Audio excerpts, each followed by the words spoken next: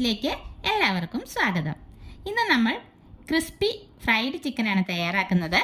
പുറമേ നല്ല ക്രിസ്പിയും അകം നല്ല ജ്യൂസിയുമായ ഫ്രൈഡ് ചിക്കൻ എങ്ങനെയാണ് തയ്യാറാക്കുന്നതെന്ന് ഒന്ന് കണ്ടു നോക്കാം. അതിനായിട്ട് നമ്മളിവിടെ 1 കിലോ ചിക്കൻ നന്നായി കഴുകി വൃത്തിയാക്കിയ ശേഷം 1 ടേബിൾ സ്പൂൺ ഉപ്പും 2 ടേബിൾ സ്പൂൺ വിനാഗിരിയും ഒഴിച്ച് 1 മണിക്കൂർ വെള്ളത്തിൽ മുക്കി വെച്ച ശേഷം വെള്ളം നന്നായി കളഞ്ഞ് ഇതിലേക്ക് 1 ടീസ്പൂൺ മുളക് പൊടി, 1/2 ടീസ്പൂൺ ഗരം മസാല, 1 ടീസ്പൂൺ വിനാഗിരി, 1 ടീസ്പൂൺ ഉപ്പ്, 1 ടീസ്പൂൺ കുരുമുളക് പൊടി ഇത്രയും ചേർത്ത് നമ്മളൊരു നൈറ്റ് ഫ്രിഡ്ജിൽ വച്ച ശേഷം എടുത്ത ചിക്കനാണിത്. ഇതെല്ലാം മിക്സ് ചെയ്തെടുക്കുന്ന വീഡിയോ എൻ്റെ ഫോണിൽ നിന്ന് ഡിലീറ്റ് ആയി പോയിട്ടോ. ഫ്രിഡ്ജിൽ നിന്ന് എടുത്ത ചിക്കൻ്റെ തണുപ്പ് പോകാനായി 1 മണിക്കൂർ ഒന്ന് പുറത്ത് വയ്ക്കുന്നുണ്ട്. ഇനി നമുക്ക് ഇതിലേക്ക് വേണ്ട മറ്റ് ഇൻഗ്രീഡിയൻസ് ഒന്ന് മിക്സ് ചെയ്തെടുക്കാം. ഒരു ബൗളിലേക്ക് 2 കപ്പ് മൈദ ഇട്ട് കൊടുക്കുക. ഇതിലേക്ക് 1/2 ടീസ്പൂൺ ബേക്കിംഗ് പൗഡറും 1/2 ടീസ്പൂൺ ഉപ്പും കൂടി ചേർത്ത് നന്നായി മിക്സ് ചെയ്തെടുക്കാം.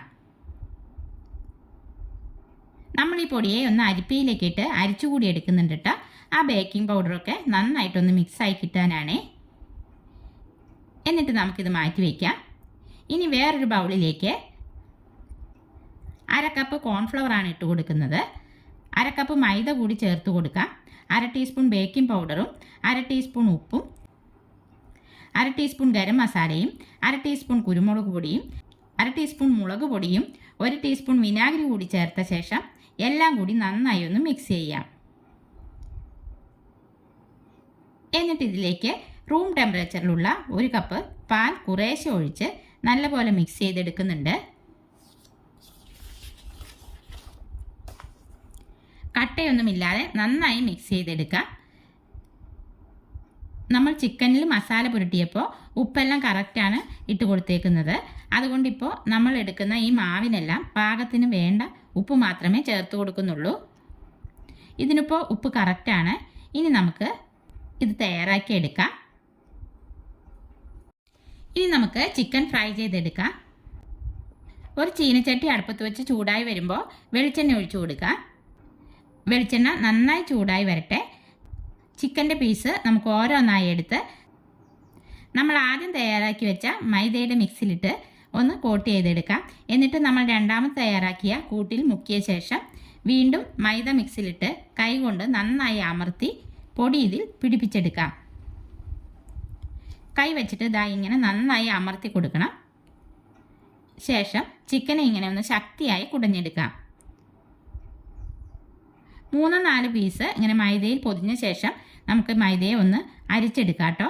അതിൻ്റെ മാവ് പിടിച്ച കട്ടകളൊക്കെ അതിലുണ്ടാവും. അപ്പോൾ അത് നമുക്കൊന്ന് അരിച്ച് മാറ്റിയെടുക്കാം.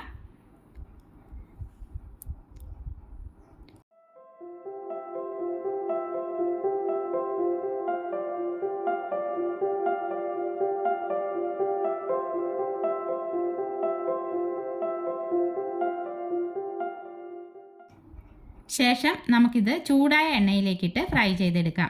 മീഡിയം ടു ലോ ഫ്ലെയിമിൽ വെച്ച് നമുക്ക് തിരിച്ച് മറിച്ചുമിട്ട് ഫ്രൈ ചെയ്തെടുക്കാം.